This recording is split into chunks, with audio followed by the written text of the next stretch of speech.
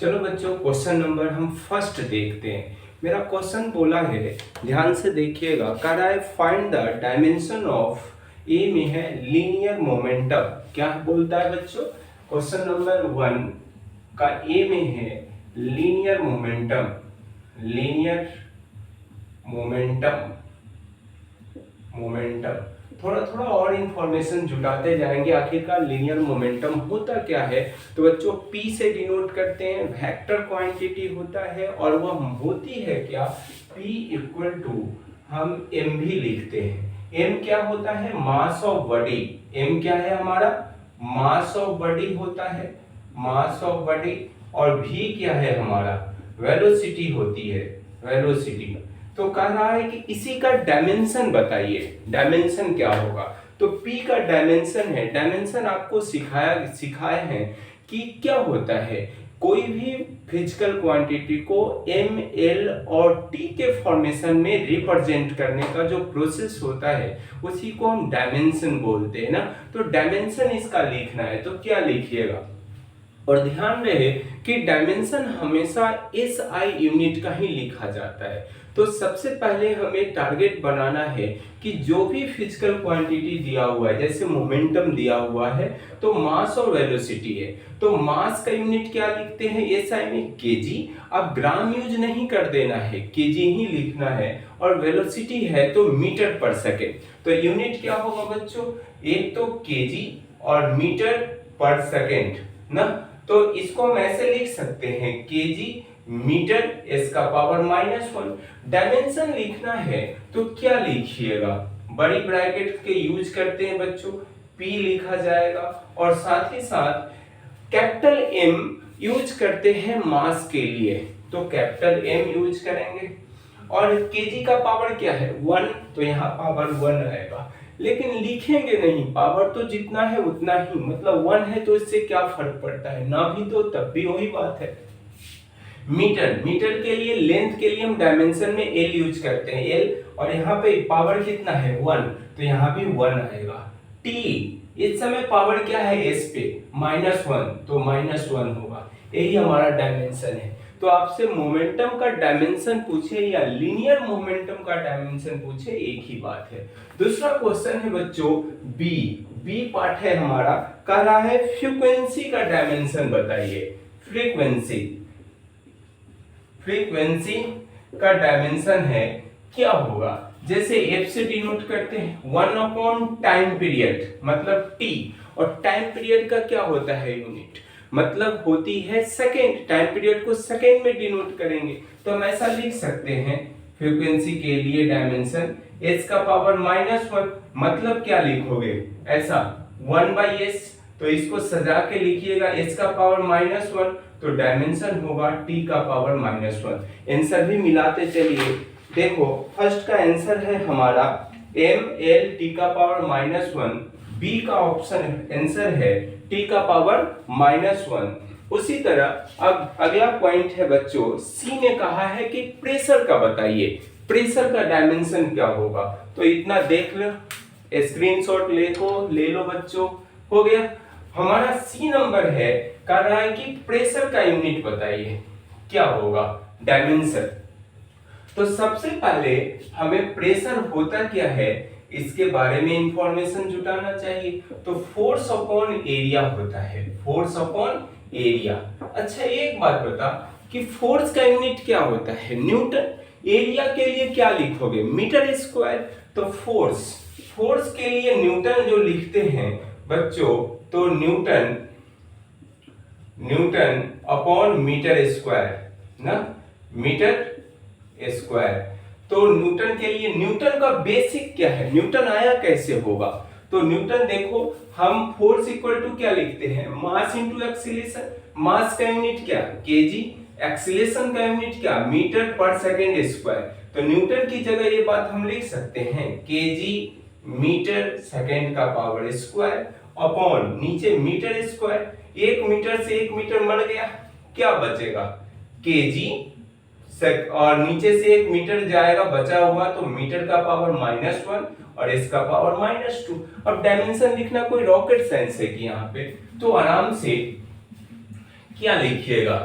बोलिए, डायमेंशन हमारा p का लिखना है, तो p क्या लिखोगे, केजी है तो कैपिटल M यूज करेंगे, केजी का पावर कितना है 1 है तो 1 यहाँ पे यूज करेंगे, मीटर है तो L का पावर क्या दोगे -1, T तो T का पावर -2, बस यही हमारा डायमेंशन होगा, तो लिख लीजिए। तो सबसे पहले हमें टारगेट बनाना चाहिए डायमेंशन लिखते समय कि ऐसा यूनिट जो होगा किसी भी फिजिकल क्वांटिटी का वो लिखिए और आसानी से mLT के फॉर्म में रिप्रेजेंट कर दीजिए, तो वही हमारा डायमेंशन हो जाता है, जो इस तरह से। क्वेश्चन नंबर 2 बोला है बच्चों, कहा है फिर से फाइंड करो डायमेंशन, और उसमें है एंगुलर स्पीड पूछा है, तो मीटर है, देख लीजिए। चलिए सेकेंड नंबर है, सेकेंड क्वेश्चन का ए पार्ट, सेकेंड क्वेश्चन का ए पार्ट, सेकेंड क्वेश्चन है और उसका ए पार्ट है एंगुलर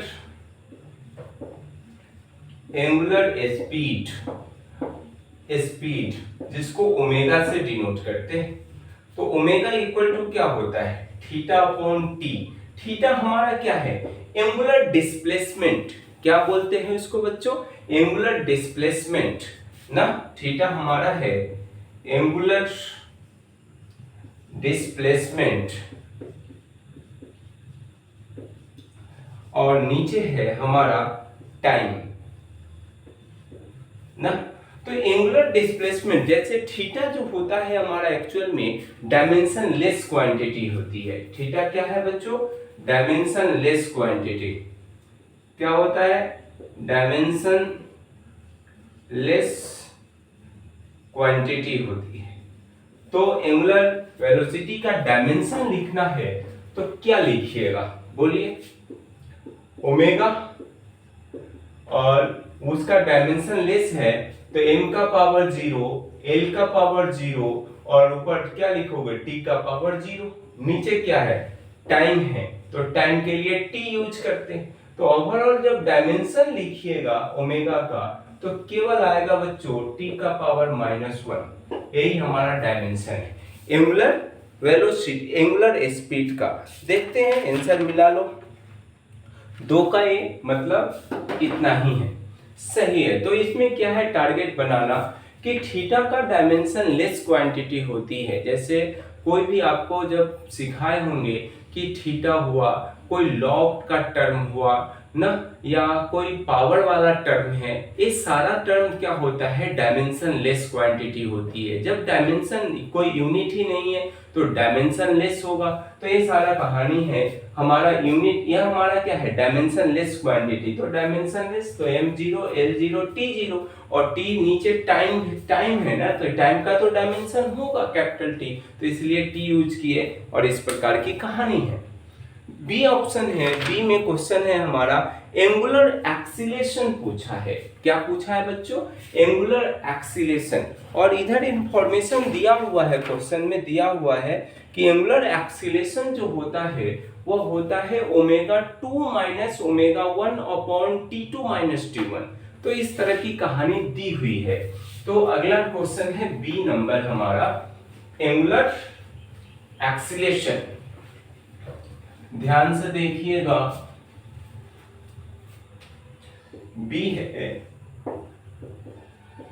एंगुलर एक्सीलेशन, जिसको अल्फा से डिनोट करते हैं, और अल्फा दिया हुआ है ω2 माइनस ω1 T2 माइनस T1, इस तरह की बात है। मतलब क्या है, delta omega upon delta T. अभी ओमेगा का डायमेंशन क्या लिखा है तूने, टी का पावर -1, और यहाँ पे डेल्टा टी, ये भी टाइम है, टी लिखिएगा। तो ओवरऑल जब ऊपर जाएगा तो हम इसका ओवरऑल डायमेंशन जो होगा वो टी का पावर -2 होने वाला है, टी का पावर -2। तो एंगुलर एक्सीलरेशन होगा उसकी डायमेंशन t की पावर -2 होगा। कैसे लिखे? अभी अभी फर्स्ट वाले क्वेश्चन में तूने देखा है, क्या देखा कि एंगुलर स्पीड जो है उसकी डायमेंशन t का पावर -1 है। तो अभी भी तो यह चेंज इन एंगुलर स्पीड है, तो चेंज का क्या है? t ही, t का पावर -1 और नीचे टाइम डेल्टा t आएगा, तो डेल्टा t का भी डायमेंशन t। तो जब यह ऊपर जाएगा तो यहाँ पावर क्या है? 1, तो ऊपर जाएगा तो पावर 1 और माइनस, यहाँ पर क्या लिखिएगा? -1 तो -1 और -1 लिखिएगा तो -2 हो जाएगा, इसलिए -2 आया है और कोई बड़ी बात नहीं है। चलिए दूसरी क्वेश्चन है, इसी में नहीं है, हाँ है, तीसरा क्वेश्चन है इसमें कि टॉर्क बताइए, टॉर्क का डायमेंशन क्या होगा? टॉर्क ना, थर्ड नंबर है बच्चों टॉर्क। टॉर्क होता क्या है? फोर्स इनटू परपेंडिकुलर डिस्टेंस, तो आसानी से निकल जाएगा। टॉर्क का क्या होता है? टाउ से डिनोट करते हैं बच्चों, टाउ से डिनोट करते हैं। क्वेश्चन नंबर 2 का सी है torque, force into perpendicular distance. Perpendicular distance, force को क्या लिखते हैं बोलो? अभी अभी फर्स्ट क्वेश्चंस में आपको सिखाए हैं कि फोर्स को लिखा जाता है किलोग्राम मीटर सेकेंड का पावर -2, और यह डिस्टेंस है ना, परपेंडिकुलर डिस्टेंस, तो उसको मीटर में मेजरमेंट करेंगे तो मीटर लिखेंगे। तो क्या होगा ओवरऑल? केजी मीटर का पावर 2 सेकेंड का पावर 2। अब क्या होगा? यह डायमेंशन लिखोगे तो क्या लिखिएगा? केजी के लिए कैपिटल M, पावर क्या है 1, तो 1 यूज करेंगे। L का पावर, मीटर का पावर 2 है तो यहाँ 2 यूज करेंगे। T और पावर क्या है -2, यही हमारा डायमेंशन है। टॉर्क का डायमेंशन एक ही होने वाला है। चलो अच्छी बात है। थर्ड नंबर क्वेश्चन D इसी का पार्ट है। इनेर्शिया मतलब D जो है हमारा कह रहा है moment of inertia, moment of inertia, inertia जिसको I से डिनोट करते हैं। I इक्वल टू होता है m into R square, m into R square. ये सब आपको दिया हुआ है पीछे बच्चों, क्वेश्चन में दी हुई है। तो यह मास होता है, m क्या है? मास है। r क्या होता है? Perpendicular distance. जैसे सपोज ऐसा देखना, आपको जब पढ़ाया जाएगा तो यहां से कोई पार्टिकल्स, मान लो ये एक्सिस है, एक्सिस ऑफ रोटेशन ना, यहाँ पे कोई पार्टिकल्स है जिसकी मास m, r का डिस्टेंस परपेंडिकुलर डिस्टेंस वह r है, तो इसको जब मूव करोगे तो मोमेंट ऑफ इनर्शिया आती है mr²। तो m हमारा मास है और r तो लेंथ ही है ना, तो मीटर स्क्वायर लिखिएगा। तो क्या लिखोगे? डायमेंशन डायरेक्ट लिखते हैं, I से डिनोट करेंगे मोमेंट ऑफ इनर्शिया, तो I। ऊपर क्या लिखेंगे? मास के लिए a मास है तो kg यूज करेंगे, और kg के लिए क्या? कैपिटल M, और पावर क्या है? इसका यूनिट क्या लिखिएगा? kg मीटर स्क्वायर, तो kg का पावर 1 तो 1, L का पावर क्या आएगा? 2 आएगा। बस हो गया आंसर है। तो मोमेंट ऑफ इनर्शिया का जो डायमेंशन होगा बच्चों देख लीजिए, D का नंबर m, L का पावर 2 है, इसी तरह से बनेगा। चलो क्वेश्चन नंबर 3 की बारी आती है। क्वेश्चन नंबर 3 बोला है, फिर बोला है कि फाइंड द डायमेंशन ही बताना है। एक है इलेक्ट्रिक फील्ड, डायमेंशन दिया हुआ है इलेक्ट्रिक फील्ड का। तो चलो कोई बात नहीं, नीचे सारा क्वांटिटी आपको दिया हुआ है।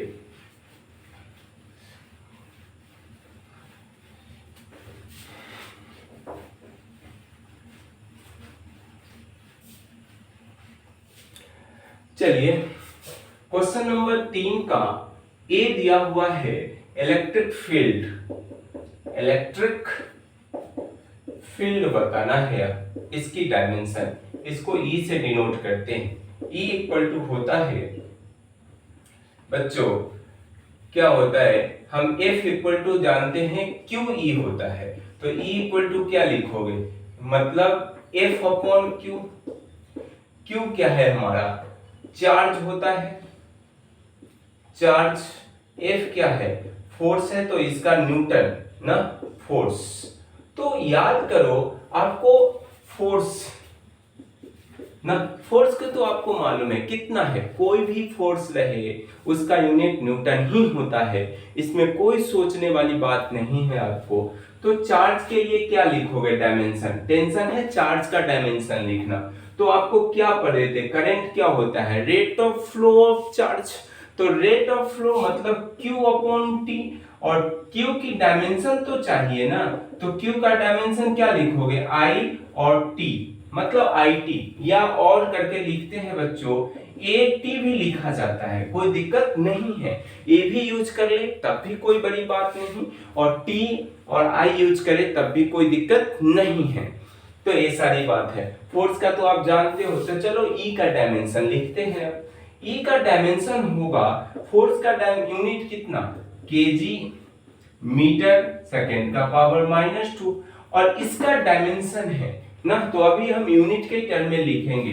तो चार्ज का यूनिट क्या होगा, बोलो, चार्ज का यूनिट होता है कूलम, और कूलम को कैसे लिख सकते हैं, IT, मतलब I तो A लिखो और टाइम है तो S लिखो। अभी चलो इसको सजा लेते हैं, थोड़ा सा सजाइएगा तो यहाँ पे पावर -1, तो ऊपर जाएगा तो क्या लिखोगे, केजी m, s का पावर -3, a का पावर -1 ना।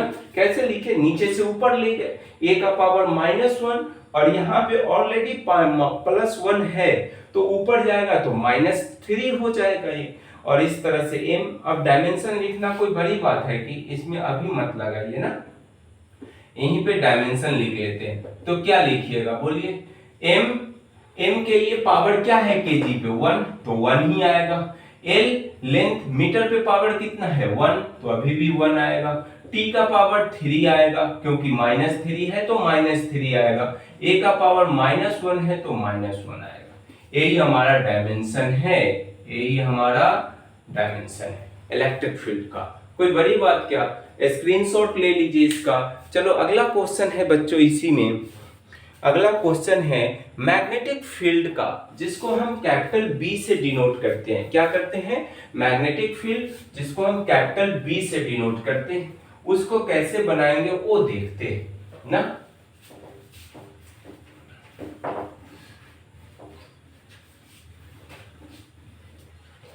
चलो B नंबर है मैग्नेटिक फील्ड,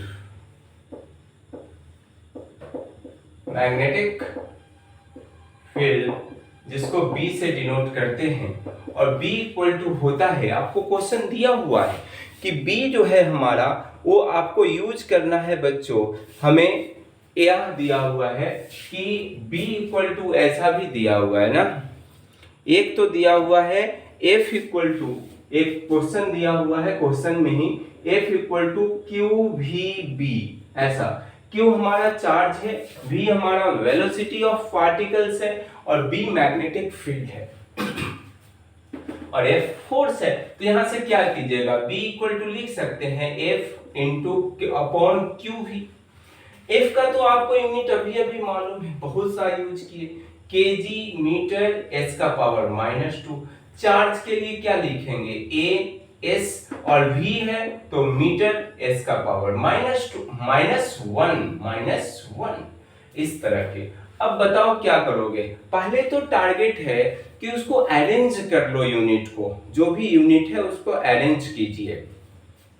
तो यह S का पावर -1 और यह S मर जाएगा, कोई इसकी रॉकेट साइंस नहीं, यह M से M मर जाएगा, तो क्या बचेगा, केजी, S का पावर -2, A का पावर -1, नीचे से ऊपर लेके चले गए। अब डायमेंशन लिख लीजिए ना, क्या बड़ी बात है, B, और डायमेंशन आएगा M, L का पावर 0, कोई नहीं है तो 0, और M का पावर 1 आएगा, T का पावर -2, A का पावर -1, इस तरह से। या और ऐसे भी लिख सकते हैं, M, T का पावर -2, A का पावर -1, इस तरह से भी डायमेंशन लिखा जा सकता है। चलिए चेक कर लेते हैं सही है कि गलत। B है 3 का B, M, T का पावर -2, I का पावर -1 दिया हुआ है, हमने A लिख लिया, तब भी कोई गलत बात नहीं है बच्चों, ध्यान रहे, I भी लिखा रहेगा, A भी लिखा रहता है करंट के केसेस में। तो यहाँ पे A I लिखा हुआ है आंसर में, तो कोई गलत बात नहीं है। चलिए 3 का 3 नंबर का ही एक और क्वेश्चन है सी, मैग्नेटिक परमेबिलिटी क्या होता है, उसकी डायमेंशन लिखने के लिए बोला है म्यू नॉट का वैल्यू। मिटा दूं ना। चलिए मैग्नेटिक परमेबिलिटी उसकी फॉर्मूला दी हुई है क्वेश्चन में, कहा कि B दिया हुआ है 3 का C नंबर दिया हुआ है बच्चों, B equal to mu naught I upon 2 pi A ना, और इसी में म्यू नॉट की डायमेंशन पूछ रहा है, तो इसको सजा लो ना, क्या दिक्कत है। म्यू नॉट को निकालना है डायमेंशन, तो सजाइए। इस तरह से लिख सकते हैं B 2 pi A upon I।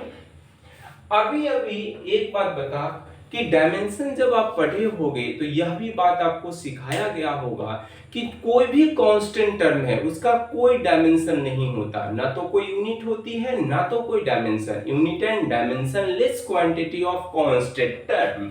तो ये सारा ये तो मरा, इसकी कोई जरूरत नहीं है, नो डायमेंशन या डायमेंशनलेस क्वांटिटी, ऐसा लिख लो बच्चों, नोट करके जरूर लिखिएगा इस बात को कि constant terms are dimensionless quantity, dimensionless quantity होता है। तो अब बचा बी ए और आई, तो म्यू इक्वल टू ये लिख सकते हैं बी ए और आई। ये हमारा क्या होगा, कोई लेंथ मेजरमेंट कर रहा है ना, लिखा हुआ है कि नहीं, ये क्या है यहाँ पे, हाँ डिस्टेंस के बारे में बोल रहा है, ये हमारा डिस्टेंस है। अभी अभी बी का डायमेंशन क्या लिखा है तूने, बोलो तो। बी का डायमेंशन m t का पावर -2 और a का पावर -1 यूज किए थे बी के लिए, और यह है मीटर है, लेंथ डिस्टेंस है a, तो इसके लिए भी l यूज करेंगे। चलो अच्छी बात, नीचे i है तो a यूज कर लेते हैं ना, इस तरह से इसको अरेंज कर ले, और अरेंज करने के बाद जो डायमेंशन आएगा लिख लो। अब कहोगे ये कहां से लिख रहे, अभी अभी तो जस्ट अगला क्वेश्चन नंबर B3 का B में B का डायमेंशन हम मैग्नेटिक फील्ड का निकाले थे इतना, m t का पावर -2 a का पावर -1, और l किसका है, यह a हमारा कह रहा है क्वेश्चन की डिस्टेंस है, तो डिस्टेंस है तो डायमेंशन l लिखेंगे। यह करंट है फिर, तो करंट का डायमेंशन a से डिनोट कर लिए, अभी हम a लिख रहे हैं तो a लिखेंगे। तो इसको सजाइए थोड़ा सा, m l और क्या लिखिएगा t का पावर -2 और a ऊपर जाएगा तो a का पावर -2, इस तरह से डायमेंशन हो गया। म्यू नॉट का डायमेंशन यही है, बस मिला लो, आंसर है कि नहीं। C number m l t का पावर -2 a का पावर -1 है, सही है। उसके बाद इतना हो जाता है तो क्वेश्चन नंबर 4 की तरफ आते हैं। क्वेश्चन नंबर 4 लिख लिया बच्चों, चलो क्वेश्चन नंबर 4 देखिए ध्यान से, आप लोग पढ़िए, आपके पास बुक हो तो जरूर पढ़िए क्वेश्चन को ना। क्वेश्चन बोल रहा है कि फाइंड द फील्ड, डायमेंशन ही पूछा है, और डायमेंशन पूछा है, इसमें भी 2 क्वेश्चन है ना। 4 का ए कह रहा है इलेक्ट्रिक डाइपोल मूवमेंट बताइए, पी का डायमेंशन ना, इलेक्ट्रिक डाइपोल मूवमेंट 4 का ए नंबर ना। तो बच्चों आपको एक और बात हम बता रहे हैं कि डायमेंशन ना एकदम बेसिक वाली बात है, अभी 11th 12th सारे में धीरे धीरे आप सीखते रहोगे, समय आने पर आपको ऐसा लगेगा एकदम फालतू का चीज है, कोई टेंशन लेने की बात ही नहीं थी जो हम टेंशन ले रहे हैं, लेकिन फिर भी क्वेश्चन है तो क्वेश्चन है। मान लो डाइपोल मूवमेंट जो होता है, जैसे एक पॉजिटिव चार्ज लिए और एक नेगेटिव चार्ज लिए, दोनों के बीच का डिस्टेंस r है, तो डाइपोल मूवमेंट को p से डिनोट करते हैं, और p जो होता है बच्चों वह कोई एक positive mod of q into r होता है, तो q और r है ना, तो r तो हमारा डिस्टेंस है बीच का, तो डाइपोल मोमेंट को p से डिनोट करते हैं। तो हम अभी अभी इसका डायमेंशन लिखिएगा तो डायरेक्ट लिख रहे हैं, चार्ज का डायमेंशन कितना at ना, और m है मतलब लेंथ है, तो इसका क्या लिखोगे l a और t LAT डायमेंशन देखिए तो है कि नहीं, 4 का LAT हमें लिखा हुआ है LIT, तो उससे कोई टेंशन। अच्छा आंसर इसको आगे पीछे लिखा है, इससे भी कोई बड़ी बात नहीं है, पहले लिख लीजिए बाद में लिख लीजिए, कोई टेंशन नहीं है ना। या ऐसे क्वेश्चन दिया हुआ है तो यह भी आप लिख सकते हैं LTA ना। तो ये सारी कहानी है। चलो 4 के बी, 4 का बी नंबर बोला है बच्चों, कह रहा है कि मैग्नेटिक डाइपोल मूवमेंट बताइए, और साथ साथ बोला है m इक्वल टू होता है m इक्वल टू आई ए होता है। मैग्नेटिक डाइपोल मूवमेंट को m से डिनोट करते हैं, और साथ ही साथ a है एरिया। a क्या है, क्वेश्चन ही बोला है कि एरिया है, आई करंट है हमारा, तो डायमेंशन लिखना कोई बड़ी बात क्या। m है, m का dipole movement, magnetic dipole movement, तो I के लिए क्या यूज करोगे, A, कैपिटल A, और एरिया है तो L स्क्वायर हो गया डायमेंशन, या और करके ऐसे भी लिखा होगा, ऐसे L का पावर 2 और AI हो गया, डायमेंशन खत्म। क्वेश्चन नंबर 5 बोला है, क्वेश्चन नंबर 5 है, 4 खत्म। 5 बोला है कि find the dimension of Planck's constant, जिसको H से डिनोट करते हैं, from the energy equation, from the equation E equal to H nu, where E is the energy and nu is the frequency ना। प्लांक्स कांस्टेंट का dimension बताना है ना। तो देखो ध्यान से, थोड़ा सा अच्छी बात है इसमें, E बोल रहा है एनर्जी है ना, तो थोड़ा सा और अलग से हम इसको सीखने की कोशिश करेंगे।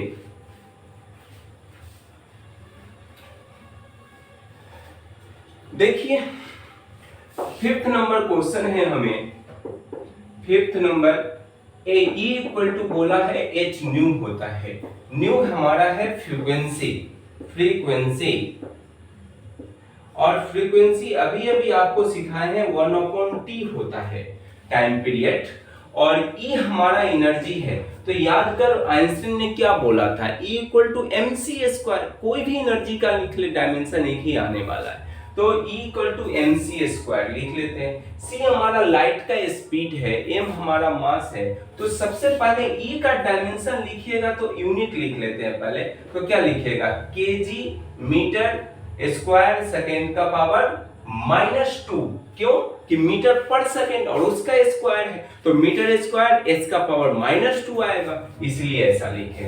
यह s क्या है रे, स्पीड ऑफ लाइट है, स्पीड ऑफ लाइट है बच्चों, और इसका यूनिट होता है मीटर पर सेकेंड, और हमारा c² है, तो ऐसा नहीं लिखेंगे। चलिए अच्छी बात है, आगे बढ़ते हैं।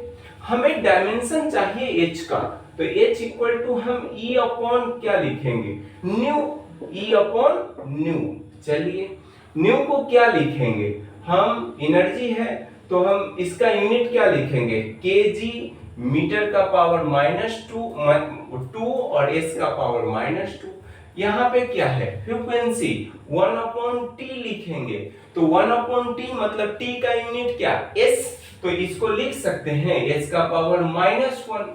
यहाँ पे जब ऊपर जाएगा तो क्या लिखोगे, बोलो, kg m² s का पावर 2, और यह जो माइनस है वह ऊपर क्या लिखेगा, फिर माइनस, क्या लिखोगे बोलो, kg मीटर का पावर 2 s का पावर 2 + 1, तो क्या लिखिएगा, kg मीटर स्क्वायर s का पावर -1।